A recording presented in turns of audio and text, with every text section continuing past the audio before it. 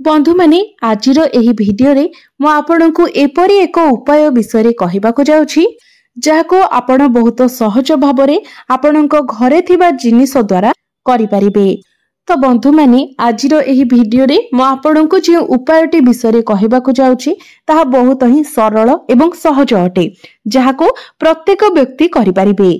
बंधु माने आमे माने समस्त जानिछे जे शनिवार रो दिनटी प्रभु शनि देवंको समर्पित अटे एवं प्रभु हनुमान को मध्य समर्पित अटे।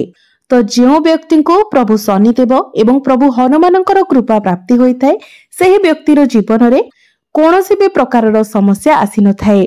जदि शनिदेव कौनसी मनुष्य को शुभ दृष्टि रे देखि थांती तो सही व्यक्ति समाज रे एक धनी एवं प्रतिष्ठित व्यक्ति भावरे जना जाय थाए एवं प्रभु हनुमानंकर शुभ दृष्टि द्वारा आम जीवन रे शत्रु कष्ट दूर हो जाय थाए, समस्त प्रकार संकट मध्य टली जाय थाए। तो आमे माने प्रत्येक शनिवार दिन प्रभु शनिदेवंक सहित प्रभु हनुमानंकर मध्य आराधना करिबा उचित। तेबे आज मु आपनकु जे उपाय विषय कहबाकू जाउछि सेही उपाय अत्यंत सरल एवं सहज अटे एवं एही उपाय द्वारा आपण आपनक जीवन रे एक बड़ परिवर्तन आनि पारिबे। आपणक जीवन रे जे कोनोसी प्रकारर समस्या थाउ ताहा आर्थिक समस्या हेउ किबा कार्य रे बाधा विघ्न आसुछि ताकु दूर करिबा पई हेउ किबा जदि आपणकर कोनोसी मनस्कामना अछि एवं ताहा पूर्ण होई पारु नाही तेबे सेही मनस्कामना को पूर्ण करिबा पई हेउ। तो एपरि अनेक प्रकारर समस्या को आपण एही उपाय द्वारा आपणक जीवन रु दूर करि देई पारिबे। तो बंधु माने शनिवार दिन आपण प्रभु शनिदेवंकु तेल चढ़ाइबा उचित। यह सबुठारु अधिक शुभ फल प्रदान करिथाए। शनिवार दिन प्रभु शनिदेवंकु तेल चढ़ाइबा द्वारा आपणक जीवन रु शत्रु कष्ट दूर हो जाइथाए। यह सहित शनिवार दिन आपण प्रभु हनुमानक सम्मुखरे तेलर दीप जालिबा उचित। जदि आपण चमेली तेलर दीप जालंती तो यह अधिक शुभ रहिथाए। आपण सोरिष तेलर दीप मध्य जाली पारिबे।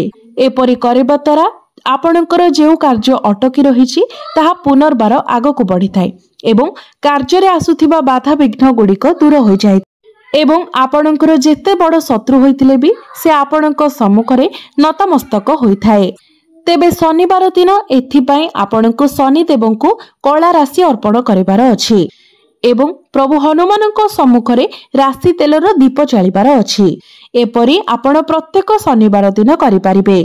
एही उपाय को करिबा परे आपणकु आउ गोटे काम करिबा मध्य अत्यंत जरूरी होइथाए। ताहा हेउछि आपण एही दिन कोनोसी कला वस्तुर दान करंतु जेमिति कि कला रंगर वस्त्र, बीरी डाली, कला राशि किंबा कला रंगर कंबल किंबा कला जोता मध्य आपण एही दिन दान करि पारिबे। एही उपायटी को करिबा द्वारा आपणक जीवन रे चलीथिबा अनेक गुड़िए समस्यार अंत होई जिवो।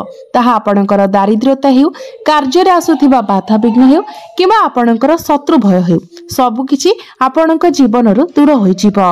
तो बंधु माने मने रखंतु आपण प्रत्येक शनिवार दिन शनि देवंकु तेल चढ़ांतु एवं प्रभु हनुमानंक सम्मुखरे आपण राशि तेलर दीप प्रज्वलन करंतु। निश्चित भावरे आपण आपणक जीवन रे एहार चमत्कार देखिबाकू पाई परिबे। जदि आपण मध्य शनि 7.5 किंबा शनि धाया परी दोषरु मुक्ति पाइबाकू चाहुछंती तेबे शनिवार दिन शनि देवंकु राशि एवं तेल अर्पण करंतु। एहा सहित प्रत्येक शनिवार दिन ओस्त गछ मूलरे एक दीप मध्य जालंतु। एहा अत्यंत शुभ एवं फलप्रद बोली माना जाइथाए। जदि आपण आपणकर जीवन रे अनेक गुड़िए समस्यार सम्मुखीन हेउछंती तेबे निश्चित भावरे शनिवार दिन आपण एही प्रतिकार गुड़िक करिबा पई चेष्टा करंतु। तेबे बंधु माने आसंतु जानिबा आपण शनिवार दिन केउ सबु प्रतिकार करिबा द्वारा आपणकु लाभ प्राप्त होइथाय। तेबे बंधु माने ता पूर्वरु भिडियोटी को लाइक करी चैनल टी को सब्सक्राइब करि दियंतु एवं कमेंट बॉक्स रे जय शनिदेव निश्चय लिखंतु। तो बंधु माने जदि आपणकर परिवारर सदस्य मानक मध्यरे सर्वदा वाद विवाद लागि रहुछि, कलह लागि रहुछि, जेउ कारणरु कि आपणकर घरर परिवेश विचलित हेउछि तेबे आपण पूर्वा फाल्गुनी नक्षत्र रे एक माटीर दीप नियंतु एवं सेथिरे 4टी कर्पूरर खंड रखी ताहाकु जळाई दियंतु। ବର୍ତ୍ତମାନ ସେହି ଦୀପରେ ଆପଣ ପୂରା ଘରକୁ ଧୂଆଁ ଦିଅନ୍ତୁ ଏବଂ ପରେ ଏହାକୁ ନିଜର ଠାକୁର ଘରେ ରଖିଦିଅନ୍ତୁ। ଏହାକୁ ଆପଣ ଲିଭାନ୍ତୁ ନାହିଁ। ଯଦି ଆପଣ ନିଜକୁ ରାଜନୈତିକ କିମ୍ବା ସାମାଜିକ କ୍ଷେତ୍ରରେ ପ୍ରତିଷ୍ଠିତ କରାଇବାକୁ ଚାହୁଁଛନ୍ତି, ତେବେ ପୂର୍ବା ଫାଲ୍ଗୁନୀ ନକ୍ଷତ୍ରରେ ଏକ ଖାଲି ହାଣ୍ଡି ନିଅନ୍ତୁ। ମନେ ରଖନ୍ତୁ ଯେ ହାଣ୍ଡିରେ ଏକ ଢାଙ୍କୁଣୀ ରହିବା ଉଚିତ। ବର୍ତ୍ତମାନ ଢାଙ୍କୁଣୀଟି ଯେପରି ଖସି ନଯାଏ ସେଥିପାଇଁ ଆପଣ ଏକ କପଡ଼ା କିମ୍ବା ସୂତାର ସାହାଯ୍ୟରେ ଢାଙ୍କୁଣୀକୁ ହାଣ୍ଡିରେ ବାନ୍ଧି ଦିଅନ୍ତୁ ଏବଂ ଆପଣଙ୍କର ଇଷ୍ଟଦେବଙ୍କୁ ଆପଣ ନିଜ ମନରେ ଧ୍ୟାନ କରି ସେହି ହାଣ୍ଡିଟିକୁ ପ୍ରବାହିତ ଜଳରେ ଭସାଇ ଦିଅନ୍ତୁ। ଯଦି ଆପଣ ଆପଣଙ୍କର ଜୀବନର ପ୍ରତ୍ୟେକ କାର୍ଯ୍ୟରେ ଉନ୍ନତି କରିବାକୁ ଚାହୁଁଛନ୍ତି ଏବଂ ଶୁଭ ଫଳ ପ୍ରାପ୍ତ କରିବା ପାଇଁ ଚାହୁଁଛନ୍ତି, ତେବେ ଶନିବାର ଦିନ ଆପଣ ପଳାଶ ଗଛକୁ ପୂଜା କରିବା ଉଚିତ। ଯଦି ନିକଟସ୍ଥ କୌଣସି ସ୍ଥାନରେ ଏହି ଗଛ ଉପଲବ୍ଧ ଥାଏ, ତେବେ ଆପଣ ପ୍ରତ୍ୟେକ ଦିନ ଏହାର ମୂଳରେ ଜଳ ଅର୍ପଣ କରିବା ମଧ୍ୟ ଉଚିତ। ଏଥିସହ ଏହାକୁ ମନେ ରଖିବା ଉଚିତ ଯେ ଆପଣ ଶନିବାର ଦିନ ପଳାଶ ଗଛର ଯେମିତି କୌଣସି କ୍ଷତି ନ କରନ୍ତି କିମ୍ବା ଏହା ସହ ଜଡ଼ିତ କୌଣସି ଜିନିଷର ବ୍ୟବହାର ନ କରନ୍ତି। ତେବେ ଏପରି କରିବା ଦ୍ୱାରା ଆପଣ ଏଥିରୁ ଶୁଭ ଫଳ ପାଇପାରିବେ। ମାତ୍ର ଯଦି ଆପଣ ନିକଟସ୍ଥ କୌଣସି ସ୍ଥାନରେ ପଳାଶ ଗଛ ନ ପାଆନ୍ତି, ତେବେ ଆପଣ ପଳାଶ ଗଛର ଫଟୋକୁ ମଧ୍ୟ ନିଜ ପାଖରେ ରଖି ଏହାକୁ ଆପଣ ସମ୍ମାନ ଦେଇପାରିବେ। ଯଦି ଆପଣଙ୍କର ବ୍ୟବସାୟରେ ବାରମ୍ବାର କ୍ଷତି ହେଉଛି ଏବଂ ଆପଣଙ୍କର କାର୍ଯ୍ୟକୁ ଆପଣ ଆଗକୁ ବଢ଼ାଇବାକୁ ସକ୍ଷମ ହୋଇପାରୁନାହାନ୍ତି, ଆପଣଙ୍କର ବ୍ୟବସାୟରେ ବୃଦ୍ଧି କରିବାକୁ ଆପଣ ସକ୍ଷମ ହୋଇପାରୁନାହାନ୍ତି, ତେବେ ଆପଣ ଶନିବାର ଦିନ ଏକ ମାଟିର ପାତ୍ର ନିଅନ୍ତୁ ଏବଂ ଏହାକୁ ମହୁରେ ଭରି ଦିଅନ୍ତୁ। ଏହା ଉପରେ ଆପଣ ଏକ ଢାଙ୍କୁଣୀ ଘୋଡ଼ାଇ ଦିଅନ୍ତୁ ଏବଂ ଏହାକୁ ଘରର ଉତ୍ତର ପଶ୍ଚିମ କୋଣରେ ରଖିଦିଅନ୍ତୁ। ଦିନସାରା ଆପଣ ସେହି ହାଣ୍ଡିକୁ ସେଠାରେ ରଖନ୍ତୁ। ତା ପରଦିନ ଆପଣଙ୍କର ବ୍ୟବସାୟର ଅଭିବୃଦ୍ଧି ପାଇଁ ଆପଣଙ୍କର ମନରେ ପ୍ରାର୍ଥନା କରି ସେହି ମାଟି ପାତ୍ରକୁ ଏକ ନିର୍ଜନ ସ୍ଥାନରେ ରଖିଦେଇ ଆସନ୍ତୁ। ଯଦି ଆପଣ ଧନ ସମ୍ପଦ ଏବଂ ଭୌତିକ ସୁଖରେ ବୃଦ୍ଧି କରିବା ପାଇଁ ଚାହୁଁଛନ୍ତି, ତେବେ ଶନିବାର ଦିନ ଏକ ପଳାଶ ଫୁଲ ସହିତ ଆପଣ ଏକ ଆଖିବାଲା ଗୋଟିଏ ନଡ଼ିଆ ନିଅନ୍ତୁ। ଯଦି ଆପଣଙ୍କୁ ତାଜା ପଳାଶ ଫୁଲ ମିଳୁନାହିଁ, ତେବେ ଆପଣ ଶୁଖିଲା ପଳାଶ ଫୁଲ ମଧ୍ୟ ନେଇପାରିବେ। ବର୍ତ୍ତମାନ ସେହି ପଳାଶ ଫୁଲ ଏବଂ ଏକକ୍ଷୀ ନଡ଼ିଆକୁ ଗୋଟିଏ ଧଳା କପଡ଼ାରେ ଆପଣ ବାନ୍ଧି ନିଜର ସୁରକ୍ଷିତ ସ୍ଥାନରେ କିମ୍ବା ଯେଉଁଠାରେ ଆପଣ ନିଜର ଟଙ୍କା ପଇସା ରଖୁଛନ୍ତି ସେହି ସ୍ଥାନରେ ରଖିଦିଅନ୍ତୁ। ଯଦି ଆପଣ ଶନିଙ୍କ ଧାୟାର ପ୍ରଭାବକୁ ଏଡ଼ାଇବାକୁ ଚାହୁଁଛନ୍ତି, ତେବେ ଶନିବାର ଦିନ ଏକ ପାତ୍ରରେ ସୋରିଷ ତେଲ ନେଇ ସେଥିରେ ଗୋଟିଏ ଟଙ୍କାର ମୁଦ୍ରା ରଖନ୍ତୁ। ବର୍ତ୍ତମାନ ସେହି ପାତ୍ରରେ ଆପଣଙ୍କର ଚେହେରାକୁ ଦେଖିବାକୁ ଚେଷ୍ଟା କରନ୍ତୁ ଏବଂ ତାପରେ ସେହି ତେଲ ସହିତ ମୁଦ୍ରାକୁ ଆପଣ ଦାନ କରିଦିଅନ୍ତୁ। ଯଦି ଆପଣ ଆଜିର ଶନିବାର ଠାରୁ ଏହି କାର୍ଯ୍ୟ ଆରମ୍ଭ କରୁଛନ୍ତି, ତେବେ ପରବର୍ତ୍ତୀ 7ଟି ଶନିବାର ପର୍ଯ୍ୟନ୍ତ ଏହି କାର୍ଯ୍ୟକୁ ଜାରି ରଖନ୍ତୁ। ଏହା ଆପଣଙ୍କୁ ଅଧିକ ଶୁଭ ଫଳ ପ୍ରଦାନ କରିଥାଏ। ଯଦି ଆପଣ ସର୍ବଦା ଶରୀରରେ ଅସୁସ୍ଥ ଅନୁଭବ କରୁଛନ୍ତି, ତେବେ ଆପଣଙ୍କର ସ୍ୱାସ୍ଥ୍ୟରେ ଉନ୍ନତି ଆଣିବା ପାଇଁ ଶନିବାର ଦିନ ଜବର ଅଟାରେ ତିଆରି ରୁଟି ପ୍ରସ୍ତୁତ କରନ୍ତୁ ଏବଂ ଏହାକୁ ଗାଈକୁ ଖାଇବାକୁ ଦିଅନ୍ତୁ ଏବଂ ଗୋମାତାଙ୍କ ଠାରୁ ଆଶୀର୍ବାଦ ନିଅନ୍ତୁ। ମାତ୍ର ଯଦି ଆପଣ ଜବର ଅଟାରେ ରୁଟି ତିଆରି କରିପାରୁନାହାନ୍ତି, ତେବେ ଜବର ଶସ୍ୟକୁ ଆପଣ ମନ୍ଦିରରେ ଦାନ କରନ୍ତୁ। ଯଦି ଆପଣ ଆପଣଙ୍କର ବ୍ୟବସାୟରେ କୌଣସି କୋର୍ଟ କଚେରୀ ମାମଲାରେ ଫସି ରହିଛନ୍ତି, ତେବେ ଏଥିରୁ ମୁକ୍ତି ପାଇବା ପାଇଁ ଏଥିରୁ ବାହାରିବା ପାଇଁ ଆପଣ ଶନିବାର ଦିନ ଶନି ସ୍ତୋତ୍ରରେ ଦିଆଯାଇଥିବା ଶନିଦେବଙ୍କର ଏହି ମନ୍ତ୍ରଟିକୁ ଜପ କରନ୍ତୁ। ତ ବନ୍ଧୁମାନେ, ମନ୍ତ୍ରଟିକୁ ନୋଟ୍ କରିନିଅନ୍ତୁ। ଅଧଦୃଷ୍ଟି ନମସ୍ତେସ୍ତୁ ସର୍ବର୍ତ୍ତକ ନମସ୍ତୁତେ ନମ ମନ୍ଦ ଗତେ ତୁଭ୍ୟಂ ନିସ୍ତ୍ରୀସାୟ ନମସ୍ତୁତେ। ଆଉ ଥରେ କହି ରଖୁଛି, ଧ୍ୟାନ ଦେଇ ଶୁଣନ୍ତୁ। ଅଧଦୃଷ୍ଟେଃ ନମସ୍ତେସ୍ତୁ ସର୍ବର୍ତ୍ତକ ନମସ୍ତୁତେ ନମ ମନ୍ଦ ଗତେ ତୁଭ୍ୟಂ ନିସ୍ତ୍ରୀସାୟ ନମସ୍ତୁତେ।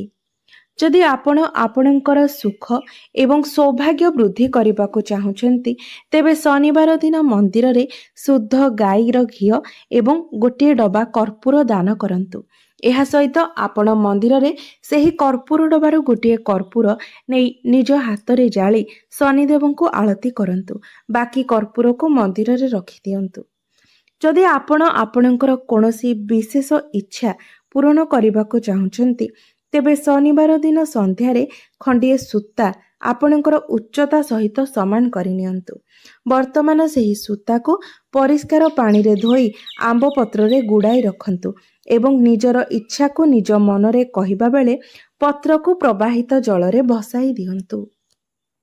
ଯଦି ଆପଣ କଠିନ ପରିଶ୍ରମ ପରେ ମଧ୍ୟ ସଫଳତା ହାସଲ କରିପାରୁନାହାନ୍ତି, ତେବେ ଶନିବାର ଦିନ ସନ୍ଧ୍ୟାରେ ଶନିଦେବଙ୍କୁ ପୂଜା କରିବା ପରେ 11 ଥର ଶନିଙ୍କର ମନ୍ତ୍ର ଜପ କରନ୍ତୁ। ତେବେ ମନ୍ତ୍ରଟି ହେଉଛି ଓମ୍ ଶମ୍ ଶନିଶ୍ଚରାୟ ନମଃ। ଏହି ମନ୍ତ୍ରଟିକୁ ଆପଣ 11 ଥର ଜପ କରନ୍ତୁ। ଯଦି ଆପଣ ଆପଣଙ୍କର ଭାଗ୍ୟକୁ ଆପଣଙ୍କର ସପକ୍ଷରେ ରଖିବାକୁ ଚାହୁଁଛନ୍ତି, ତେବେ ଶନିବାର ଦିନ ଏକ ପାତ୍ରରେ ଆପଣ ତିକ୍ତ ତେଲ ନିଅନ୍ତୁ ଏବଂ ଏଥିରେ ଆପଣଙ୍କର ଚେହେରାକୁ ଦେଖନ୍ତୁ। ଏହାପରେ ଶନିଙ୍କ ଦାନ ନେଉଥିବା ବ୍ୟକ୍ତିଙ୍କୁ ସେହି ତେଲକୁ ଆପଣ ଦାନ କରିଦିଅନ୍ତୁ। ବନ୍ଧୁମାନେ, ଆପଣମାନେ ଜାଣନ୍ତି ଯେ ଶନିଙ୍କୁ ନ୍ୟାୟର ଦେବତା ବୋଲି କୁହାଯାଇଥାଏ। ଯେଉଁ ବ୍ୟକ୍ତି ଉପରେ ଶନିଙ୍କର କୋପ ଦୃଷ୍ଟି ପଡ଼ିଥାଏ, ସେହି ବ୍ୟକ୍ତିର ଜୀବନ ସମ୍ପୂର୍ଣ୍ଣ ରୂପରେ ଛାରଖାର ହୋଇଯାଇଥାଏ ଏବଂ ଯେଉଁ ବ୍ୟକ୍ତିକୁ ଶନିଙ୍କର କୃପା ପ୍ରାପ୍ତ ହୋଇଥାଏ, ସେହି ବ୍ୟକ୍ତିକୁ ଜୀବନରେ ସବୁ ପ୍ରକାରର ସୁଖ ଏବଂ ସଫଳତା ପ୍ରାପ୍ତି ହୋଇଥାଏ। ସେଥିପାଇଁ ଶନିବାର ଦିନ ଶନିଦେବଙ୍କୁ ପ୍ରସନ୍ନ କରିବା ପାଇଁ ଲୋକମାନେ ବିଶେଷ ପୂଜା ଏବଂ ବିଭିନ୍ନ ପ୍ରକାରର ଉପାୟ ପାଳନ କରିଥାନ୍ତି।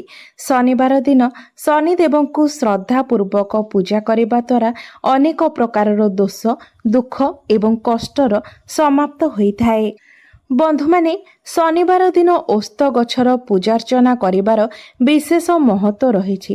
ଶନିବାର ଦିନ ସନ୍ଧ୍ୟା ସମୟରେ ଓସ୍ତ ଗଛ ମୂଳରେ ଜଳ ଚଢ଼ାଇବା ଦ୍ୱାରା ଏବଂ ରାଶି ତେଲର ଦୀପ ଜଳାଇବା ଦ୍ୱାରା ଶନି ଦୋଷରୁ ମୁକ୍ତି ମିଳିଥାଏ ଏବଂ ଆପଣଙ୍କୁ ସୁଖ, ସମୃଦ୍ଧି ଏବଂ ଆରୋଗ୍ୟତାର ଆଶୀର୍ବାଦ ପ୍ରାପ୍ତ ହୋଇଥାଏ। ବନ୍ଧୁମାନେ, ଶନିଦେବଙ୍କର କୃପା ପ୍ରାପ୍ତ କରିବା ପାଇଁ ଦାନ ପୁଣ୍ୟର ବିଶେଷ ମହତ୍ତ୍ୱ ରହିଥାଏ। ସେଥିପାଇଁ ଶନିବାର ଦିନ ଆପଣ କୌଣସି ଦୁଃଖୀ ଦରିଦ୍ର ବ୍ୟକ୍ତିଙ୍କୁ ବସ୍ତ୍ର, କମ୍ବଳ, କଳା ବିରି ଡାଲି, କଳା ରାଶି, ଜୋତା କିମ୍ବା ଚପଲ ଇତ୍ୟାଦି ଦାନ କରିପାରିବେ। ଏସବୁ ଦାନ କରିବା ଦ୍ୱାରା ଆପଣଙ୍କ ଉପରେ ଶନିଦେବ ପ୍ରସନ୍ନ ହୋଇଥାନ୍ତି ଏବଂ ଆପଣଙ୍କ ଜୀବନରେ ଚାଲିଥିବା ଅନେକ ଗୁଡ଼ିଏ ସମସ୍ୟା ଏବଂ ଦୁଃଖ ମଧ୍ୟ ଧୀରେ ଧୀରେ ଦୂର ହୋଇଯାଇଥାଏ।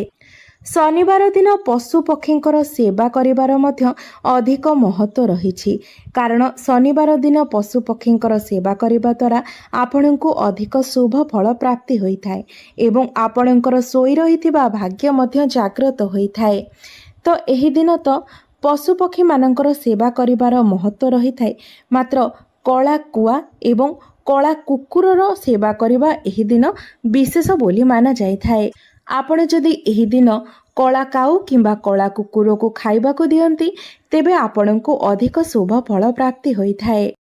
ଯଦି ଆପଣଙ୍କ ଉପରେ କରଜର ଭାର ବଢ଼ିଯାଇଛି, ତେବେ ଆପଣ ଶନିବାର ଦିନ କଳା ଗାଈକୁ ବୁନ୍ଦିର ଲଡ଼ୁ ଖାଇବାକୁ ଦିଅନ୍ତୁ ଏବଂ ଗାଈର ମଥାରେ କୁଙ୍କୁମର ତିଳକ ଲଗାଇ ଦିଅନ୍ତୁ ଏବଂ ଗାଈକୁ ଯଥାବିଧି ପୂଜା କରନ୍ତୁ। ଏପରି କରିବା ଦ୍ୱାରା ଆପଣଙ୍କୁ ଋଣ କରଜ ଭାରରୁ ମୁକ୍ତି ମିଳିଥାଏ। ତେବେ ବନ୍ଧୁମାନେ, ଆପଣମାନେ ଶନିବାର ଦିନ ଏହିସବୁ ଉପାୟ ଗୁଡ଼ିକ ଯଦି ଶ୍ରଦ୍ଧାପୂର୍ବକ କରନ୍ତି, ତେବେ ନିଶ୍ଚିତ ଭାବରେ ଆପଣଙ୍କୁ ଶନିଦେବଙ୍କର କୃପା ପ୍ରାପ୍ତି ହୋଇଥାଏ ଏବଂ ଆପଣଙ୍କର କୁଣ୍ଡଳୀରେ ଯଦି କୌଣସି ପ୍ରକାରର ଶନି ଦୋଷ ରହିଥାଏ କିମ୍ବା ଶନି ନୀଚ ସ୍ଥିତିରେ ଥାଆନ୍ତି, ତେବେ ଆପଣଙ୍କୁ ସେଥିରୁ ମୁକ୍ତି ମିଳିଥାଏ। ତ ବନ୍ଧୁମାନେ, ମୋର ଏହି ଭିଡ଼ିଓଟି ଯଦି ଆପଣମାନଙ୍କୁ ଭଲ ଲାଗିଥାଏ, ତେବେ ଭିଡ଼ିଓଟିକୁ ଲାଇକ୍ କରି ଚ୍ୟାନେଲଟିକୁ ସବସ୍କ୍ରାଇବ୍ କରିଦିଅନ୍ତୁ ଏବଂ କମେଣ୍ଟ ବକ୍ସରେ ଜୟ ଶନିଦେବ ନିଶ୍ଚୟ ଲେଖନ୍ତୁ।